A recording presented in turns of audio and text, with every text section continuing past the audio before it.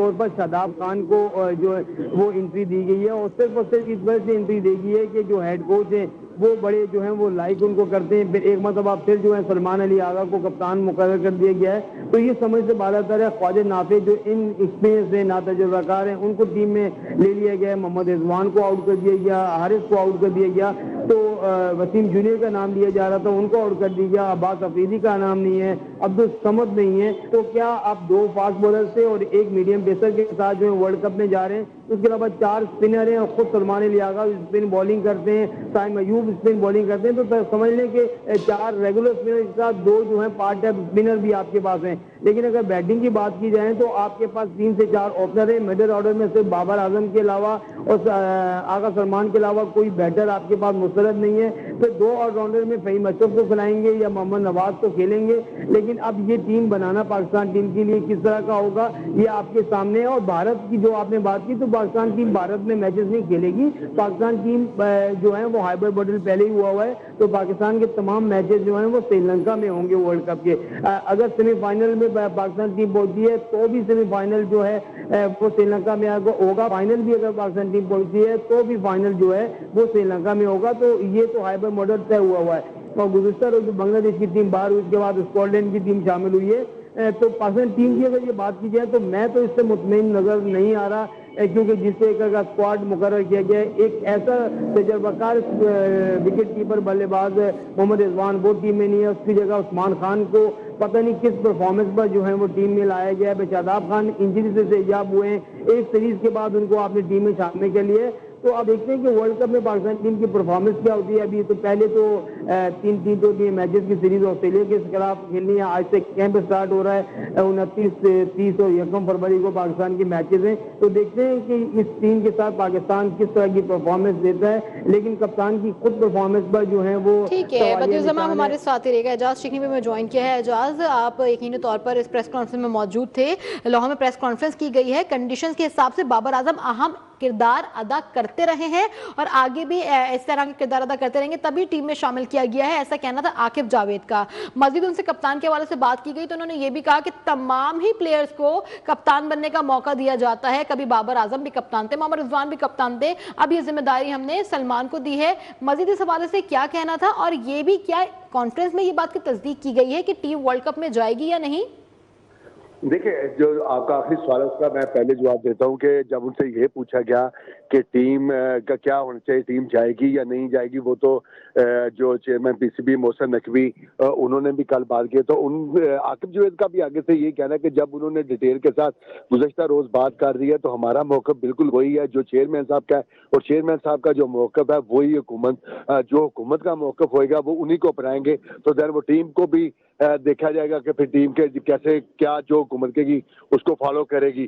तो जहां पर कप्तान का तल्लक है तो 2-3 सवाल उनको क़यादत के मुतल्लिक़ उनसे किए गए। वो मुस्कुराते भी रहे और साथ जवाब भी देते रहे। और जो कि एक सवाल उन पर यह भी हुआ कि आपकी जो ज़ाती परफॉर्मेंस है वो भी उस हवाले से वो अप टू मार्क नहीं है जिस तरह की होनी चाहिए। तो उन्होंने फिर मुस्कुरा के जवाब दिया, तो उसको डिफेंड किया आकिब जावेद ने, जो कि डायरेक्टर हाई परफॉर्मेंस सेंटर है, कि ये बड़ा अच्छा प्लेयर है, ये है। तो उन्होंने उनको काफी सपोर्ट किया।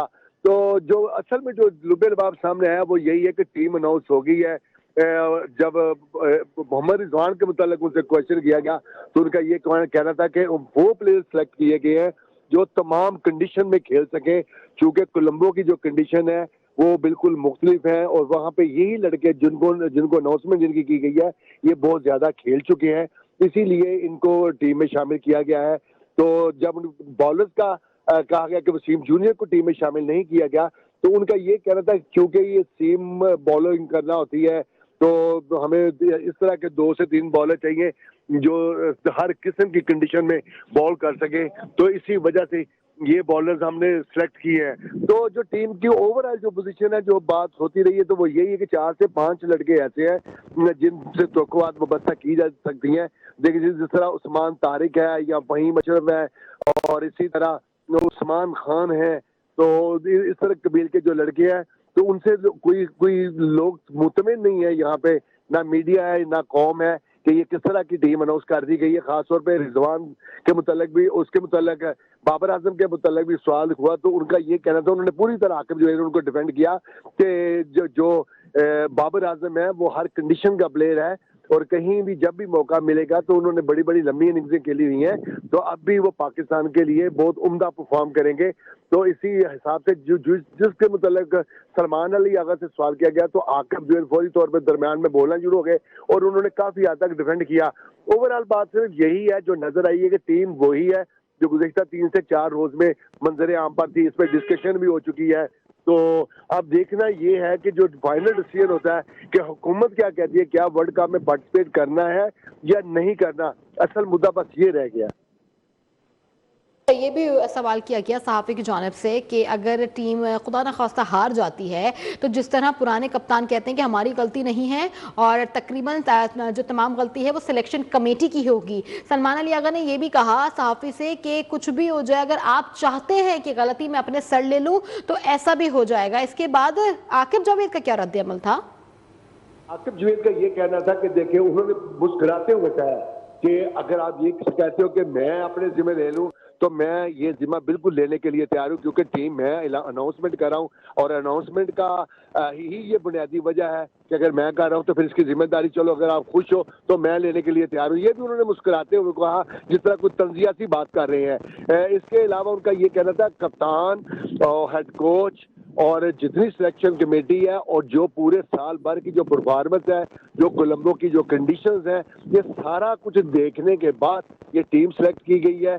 क्योंकि इन्होंने एक ही जगह पे खेलना है, होटल भी उसी जगह पे मौजूद है, तो वो बिल्कुल कंडीशन से भी हम मांग होंगे। इसलिए कोई लग ऐसा रहा है कि जिस तरह इंडिया ने दुबई में चैंपियंस ट्रॉफी के दौरान एक फायदा उठाया था एक ही कंडीशन का, तो उम्मीद है कि पाकिस्तान टीम के लिए भी ये बेनिफिशियल सामने होगा कि वो एक जगह पे रहेंगे, होटल भी वहीं होगा, ट्रैवलिंग भी ज्यादा नहीं करना पड़ेगी, वहीं पे इन्होंने नेट भी लगाना है। तो उन्होंने तो काफी तफसील में जाके ये कहा है कि ये बड़ा अच्छा है कि कोलंबो में खेल रहे हैं और कोलंबो की कंडीशन से पहले भी जितने प्लेयर हैं हम महंग हैं। ठीक है, जैसे ये बताइएगा रिजवान की जगह ख्वाजा नाफे को विकेट कीपर की जिम्मेदारियां सौंपी गई हैं, रिजवान के बारे में किसी ने कोई सवाल नहीं किया? जी, रिजवान के मुताल्लिक क्वेश्चन हुआ है, लेकिन उनका ये कहना था कि मोहम्मद रिजवान चूंकि वो हर कंडीशन में नहीं खेल सकते, जो उनका लुब्बे लबाब जो मफहूम निकलता था उस बात में से, तो उनका ये कहना था इसीलिए हमने उस्मान को as a wicketkeeper preference दी है।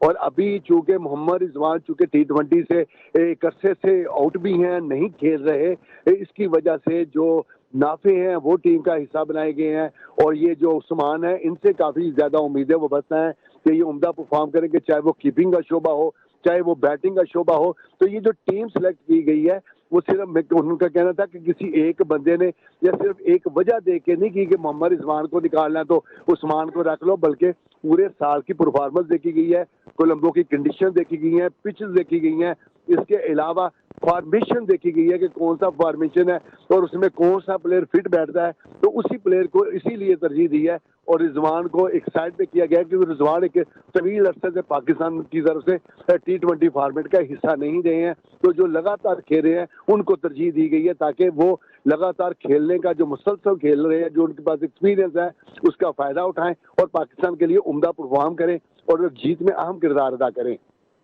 हमारे साथ मौजूद हैं बती, जिस तरह से भी बात की गई है प्रेस कॉन्फ्रेंस में कि जो लोग लगातार खेल रहे हैं उन्हें मौका दिया गया है ताकि वही लोग अपने नेक्स्ट टूर्नामेंट में आके परफॉर्मेंस दे सकें अपनी। अब बात एजाज थे कि यहाँ पे सही ये टीम में जो लोग शामिल किए गए हैं वो वही लोग हैं जो लगातार खेल रहे हैं, लेकिन खेल किस तरह रहे हैं? जिस तरह शाहीन शाह अफरीदी या बाबर आजम ने अपनी लास्ट बिग बैश लीग में परफॉर्मेंस दी, उसके बाद इन्हीं प्लेयर्स को दोबारा से टीम में शामिल करना, क्या परफॉर्मेंस नहीं देख रहे, सिर्फ ये देखना है कि लगातार जो खेल रहे हैं उन्हीं को शामिल किया जाए?